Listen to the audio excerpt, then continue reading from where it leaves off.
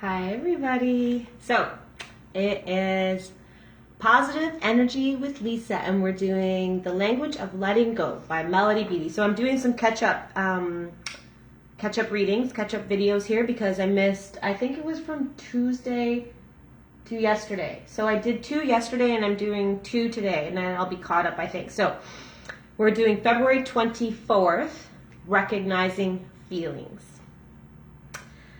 I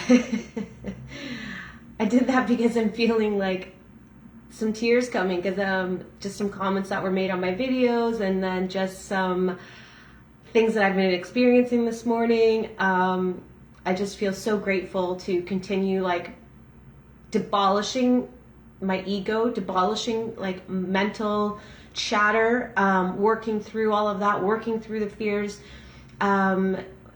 Really, it's like ego. It's all anything opposite of like feeling in the moment and joy and present, I think, is ego basically. So I'm just so grateful to be learning so much, and then also feeling just the odd comment that comes from you guys. It means the world to me, honestly. Like so much that it like brings me to tears because I'm just so grateful you're watching and you take the time to make a comment. Thank you. So, okay, back to business. Recognizing feelings. Oh man, I'm so grateful right now. I'm so happy. Recognizing feelings, February 24th. Experiencing feelings can be a challenge if we had no previous experience or permission to do that. If you guys look back, I did a video about anger. I never gave myself permission to feel actual anger. I felt sad or confused, or I wanted to help or I felt like maybe I could change something or do something to bottom line is I didn't give myself permission to feel anger until just recently.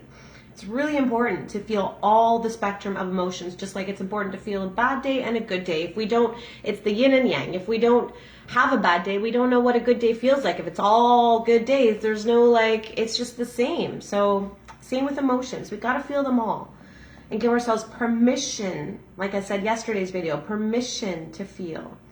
So experiencing feelings can be a challenge if we had no previous experience or permission to do that. Learning to identify what we're feeling is a challenge that we can meet, but we will not become experts overnight, nor do we have to deal with our feelings perfectly.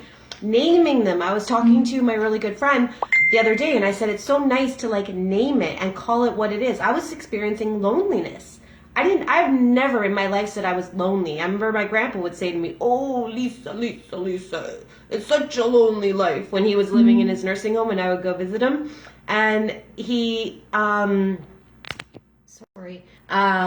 say, "Lisa, when I started to live alone, isn't it lonely living alone?" And I was like, "I don't even know what loneliness feels like, Grandpa." But I guess I did. I just didn't know what to call it. I didn't know how to name it. So it's really important to name what we're experiencing.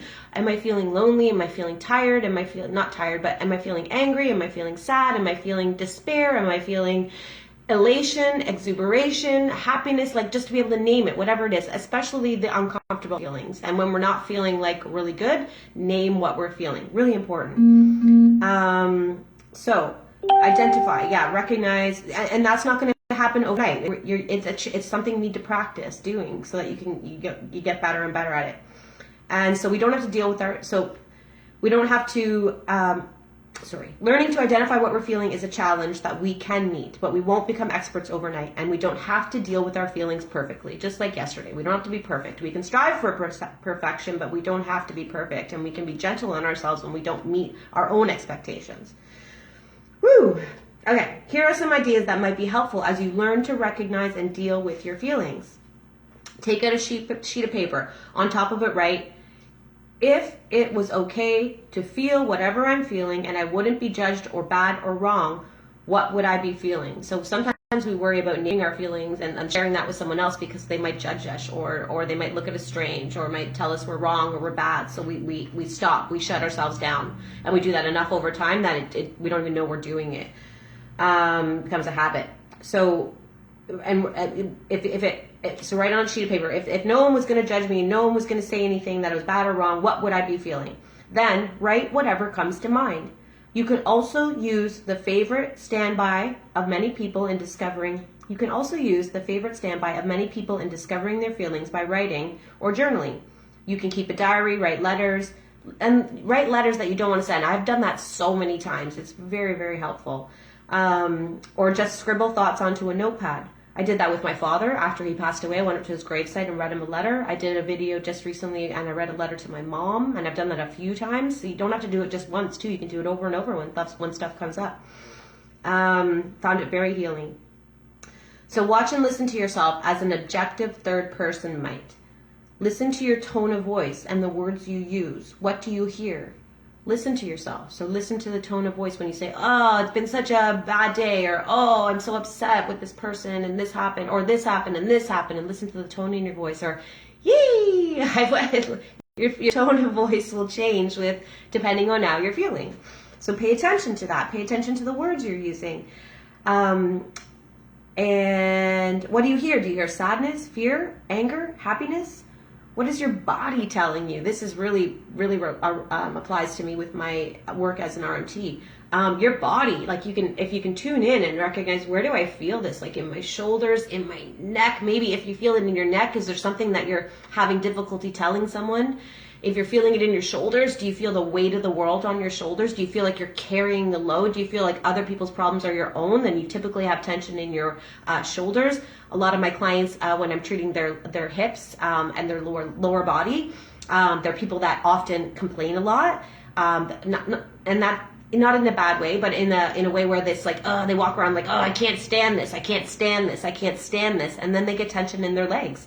Low back stuff is also people that tend to not be able to speak up for themselves. So no backbone kind of thing. Like so the tension. So recognizing where you hold the tension. I often feel like I hold tension when I'm talking to my trauma therapist. I'll often say I feel it here, and that's because I was so confused for so long. I felt confusion all the time. I always felt so confused. Why is this happening? Or why did this happen? Or why is he behaving that way? Or why is she doing that? Confused. And so I felt tension in my forehead. So recognizing where you feel it in your body, really, really key to help you. Often, and these days too, often I just tell myself in the morning, like when I'm having coffee in silent time, I say relax. Because I'll feel myself like getting ready for the day and like starting to do this, and I'm relax, Lisa. Drop your shoulders, drop your shoulders, drop your shoulders. I have to command my body to do things these days because it's in a habit of doing the wrong thing. So we can talk to our bodies. Okay, so what is your body telling you? Is it tense and rigid with anger, or is it running with fear? Is it heavy with sadness and grief, or is it dancing with joy? A lot of my clients too, right after massage, they're like, oh, I feel so much lighter. That's like lighter. They feel lighter. Their bodies actually feel lighter. They feel less weight because the tension is out. So this is all really, really good stuff to pay attention to for yourself. So talking to people in recovery helps too. So talking to others who are on the same path, and talking to like-minded people in general is just a great way to live your life, to not feel alone and feel like you're understood, etc. Blah, blah, blah. So talking to people in recovery helps too. Going to meetings helps. Or any kind of support system, maybe you do a Zoom group with people, or Facebook even, just like some way to connect with like-minded people. Once we feel safe, many of us find that we open up naturally with ease to our feelings. So it's about feeling safe. When you're with like-minded people, you feel understood, therefore you feel safe, you feel connected, and then you can easily open up. And it's really important to open up and share what's going on for us. It helps get it out of us, just like a massage helps get the tension out. Talking helps get the emotional baggage, the mental dialogue out of you. Natural with our feelings. So we are on a continual treasure hunt in recovery. It's a treasure hunt. It's like, ooh, what are we going to find? What are we going to find? Like, and that's how I've been feeling. It's like all this stuff has been coming up for me, especially while I've been doing these daily readings, but also big time in the last 6-7 months of my life. So much stuff is coming up, and I'm embracing it and feeling it and working through it. And by doing that, it's like, oh, like what's next? And it's so exciting because as this stuff comes up and I'm finding new things and being able to work through it instead of resisting it, working through it instead of resisting it, it becomes exciting because it's growth, and that's always fun for me. So we're on a continual treasure hunt in recovery. One of the treasures we're seeking is the emotional part of ourselves. So the journey to oneself. To thine own self be true. These are cliches. The biggest journey in life is finding out who you are, so this kind of stuff. It's in spiritual practices, it's in the Bible, it's in cliches. That's the emotional part of ourselves. That can be a very exciting journey we go on. So we don't have to do it perfectly. We need only be honest, open, and willing to try. That's all you need. You don't ever have to be perfect. Just be honest, be open. We're human. We're gonna fail. We're gonna fall. We're going to not enjoy every single moment of our journeys. But it's all okay. We just keep being honest, open, and willing to keep on going forward. Our emotions are there waiting to share themselves with us. Our emotions are like little things inside of us, like little parts of ourselves. So, and they want to be discovered, and they want to be heard, and they want to be felt. And when we start to do that, we end up feeling free and joyous and excited for the next piece. And it just causes for a life of curiosity and childlike joy, wonderment, and awe. Yeah. Okay, here's today's prayer. Today, I will watch myself and listen to myself as I grow through my day. Watch and listen. Watch how you're behaving. Watch what your actions, watch what your mind is telling you, and then listen to it as well. Today, I will watch myself and listen to myself as I go through my day. I will not judge myself for what I'm feeling. I will accept myself. Accept yourself just as you are. Do not judge yourself. If you don't accept yourself and don't judge yourself, if you don't accept yourself and judge yourself all the time, you're going to do that to others too. And that's, it's just, whatever's in here is going to go out there. I can't give away what I don't have, so I can't give full love and open and honesty to the world if I'm not fully and open and honest with myself. And if I'm judging myself and critical of myself, I'm going to give that to the world too. Whatever's going on in here is going to go out there. And whatever's going on out here, you can't change that. You just got to change in here. So the journey within. Oh, yay, I loved this reading today. Thank you so much for watching. I love you all, and I appreciate all your comments and likes. Please keep those coming because it keeps me encouraged and on the right track. It's helpful for me.